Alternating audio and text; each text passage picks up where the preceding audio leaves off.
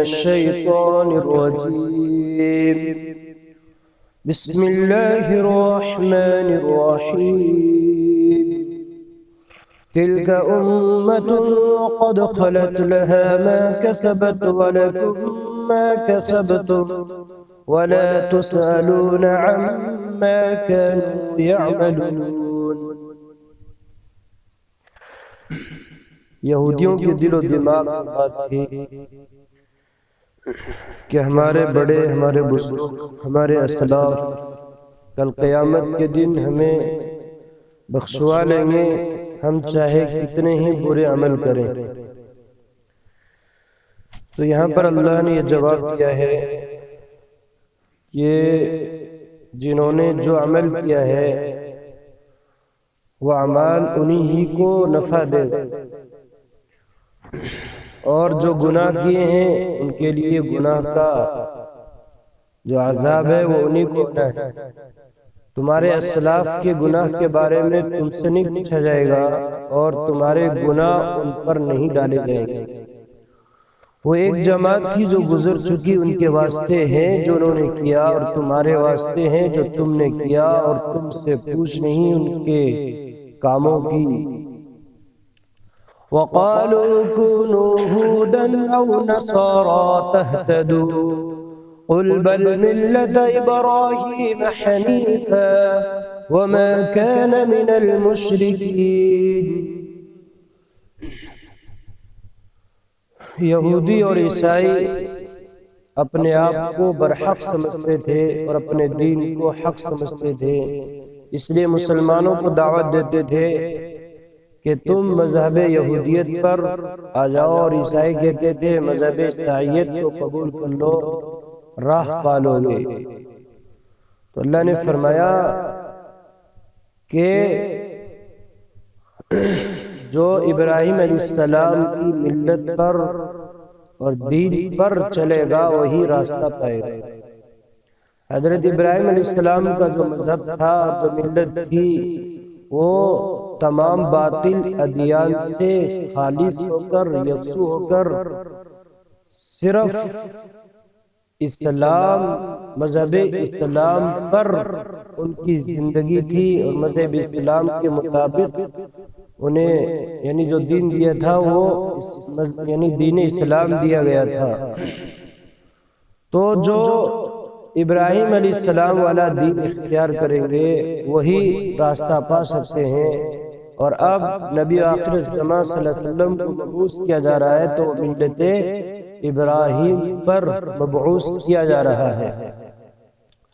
اور مشرکین بھی یہ کہتے تھے کہ ہم حق پر ہیں.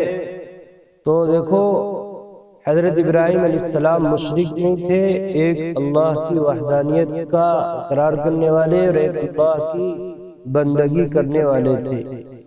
اور کہتے ہیں کہ ہو جاؤ یہودی نصرانی تو تم پالو گے راہ راست. کہہ دے ہرگز نہیں، بلکہ ہم نے اختیار کی ہے راہ ابراہیم کی جو ایک ہی طرف کا تھا، یعنی ساری چیزوں سے خالی تھے اور نہ تھا شرک کرنے والوں میں. تو بے شمار انبیاء علیہ السلام دنیا کے اندر آئے اور اللہ نے کتابیں نازل بھی کی. تو تمام انبیاء پر ایمان لانا اور ان کی کتابوں پر ایمان لانا ضروری ہے کہ یہ سارے کے سارے انبیاء برحق تھے، اور ان کو جو کتابیں دی گئی یہ بھی برحق تھی.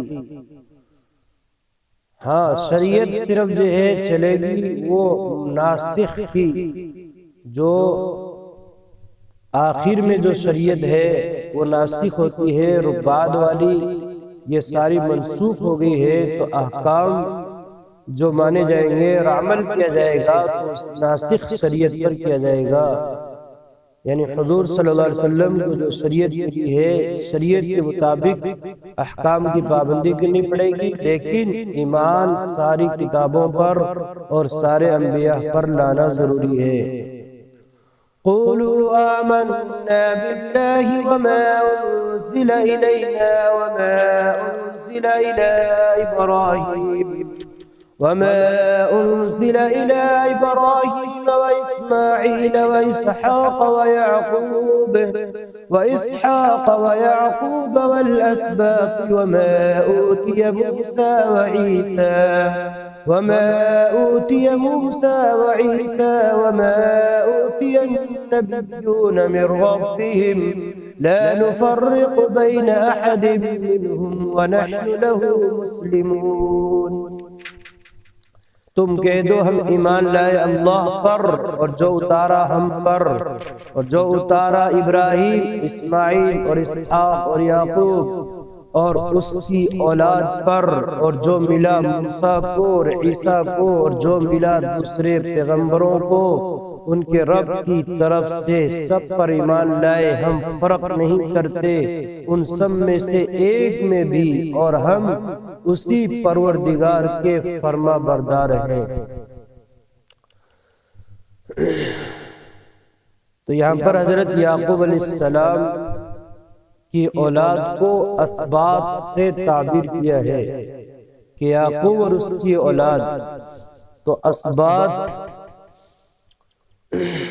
یہ ایک قبیلے کا نام ہے، ایک قبیلے کو کہتے ہیں سبط۔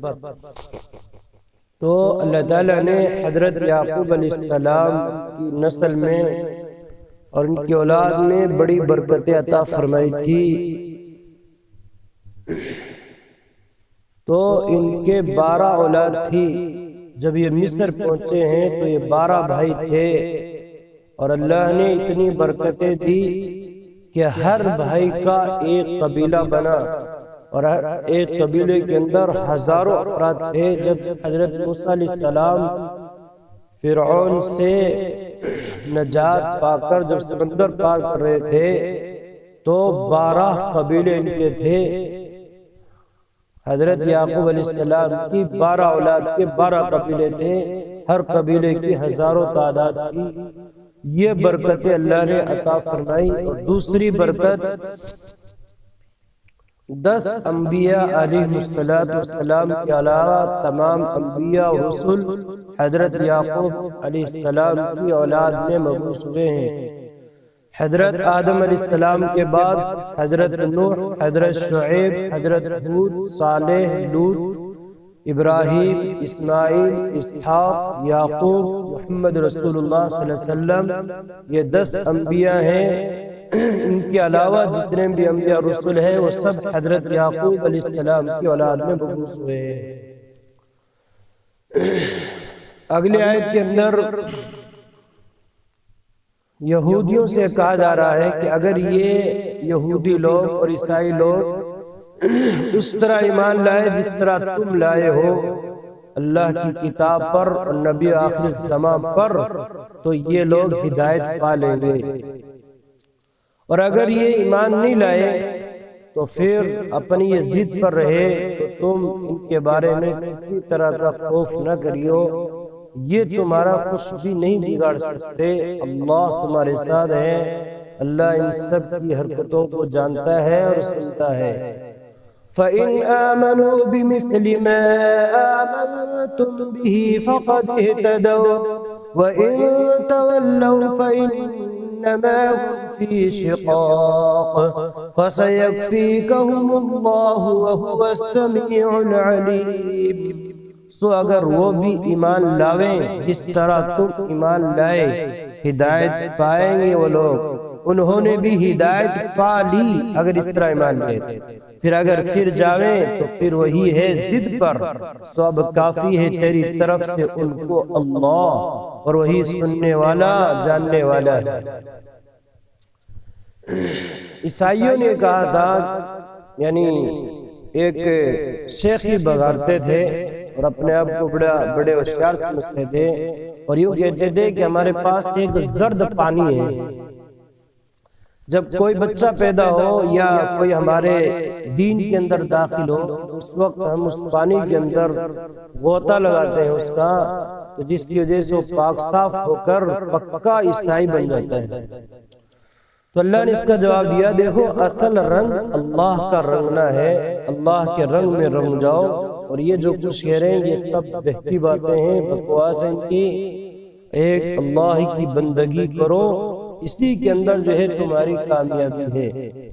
صبغۃ اللہ ومن احسن من اللہ صبغۃ ونحن له عابدون، ہم نے قبول کر لیا رنگ اللہ کا، اور کس کا رنگ بہتر ہے؟ اللہ کے رنگ سے، اور ہم اسی کی بندگی کرتے ہیں۔ یہود اور یہ نصارہ یہ مسلمانوں سے جھگڑتے تھے۔ یہود یہ کہتے تھے کہ دیکھو اللہ کی رحمت کے ہم ہی حقدار ہیں، کیوں؟ اس لیے کہ ہم اللہ کے دین پر چلتے ہیں، مسلمانوں کو اللہ کی رحمت میں کوئی حصہ نہیں ہے، کیوں؟ اس لیے کہ ان کا دین اللہ کا دین نہیں ہے۔ تو اللہ نے کہا آپ ان سے کہیو مت جھگڑو، جو رب تمہارا ہے وہی رب ہمارا ہے، اور تمہیں ایک مرتبہ دین دیا تھا اس نے، لیکن تم نے قدر نہ کی، تو ہمیں اب دین دیا ہے، ہم ان کے دین پر چل رہے ہیں، اور ہمارا دین خالص ہے، اخلاص کے ساتھ ہم چل رہے ہیں۔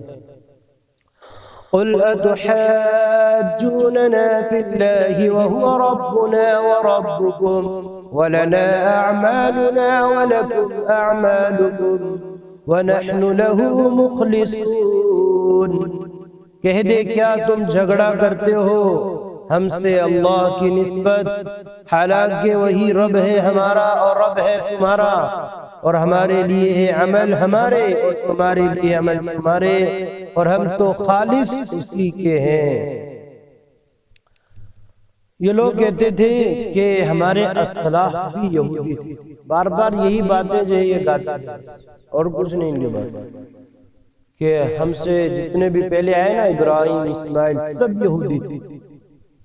تو یہاں پر یہ جواب ہے کہ ان سے پوچھو تو صحیح، غیب کی باتیں تم جانتے ہو یا اللہ جانتا؟ سارا علم اللہ کے پاس ہے، اور یہ سب کے سب مسلمان تھے۔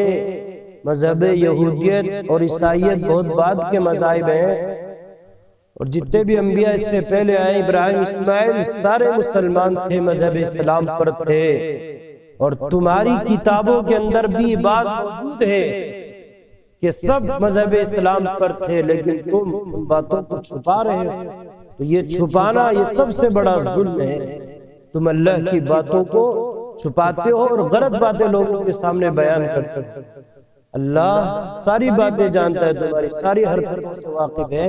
اللہ کسی بھی یعنی تمہاری حرکت کے کسی بھی حرکت سے جو ہے غفلت میں نہیں ہے، بے خبر نہیں ہے۔ ام تقولون ان ابراہیم واسماعیل واسحاق ویعقوب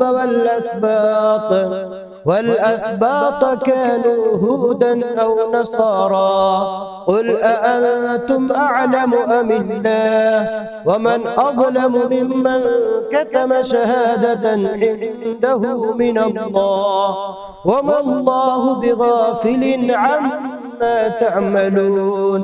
کیا تم کہتے ہو کہ ابراہیم اور اسماعیل اور اسحاق اور یعقوب اور اس کی اولاد وہ یہودی تھے یا نصرانی؟ کہہ دے تم کو زیادہ خبر ہے یہ اللہ کو، اور اس سے بڑا ظالم کو جس نے چھپائی وہ گواہی جو ثابت ہو چکی ہے اس کو اللہ کی طرف سے، اور اللہ بے خبر نہیں تمہارے کاموں سے۔ اگلی آیت وہی جو پیچھے آئی تھی اسی کو دہرایا ہے دوبارہ، کہ یہودیوں کے اندر یہ جو غلط فہمی تھی کہ ہمارے بڑے ہمیں بخشوا لیں گے، ہم جو چاہے کرتے چلے جائیں۔ تلك أمة قد خلت لها ما كسبت ولكم ما كسبتم ولا تسألون عما كانوا يعملون۔ وہ ایک جماعت تھی جو گزر چکی، ان کے واسطے ہیں جو انہوں نے کیا، اور تمہارے واسطے ہیں جو تم نے کیا، اور تم سے کچھ پوچھ نہیں ان کے کاموں کو۔ یہ پہلا پارہ الف لام میم کا مکمل ہو گیا، آئندہ دوسرا پارہ شروع ہو۔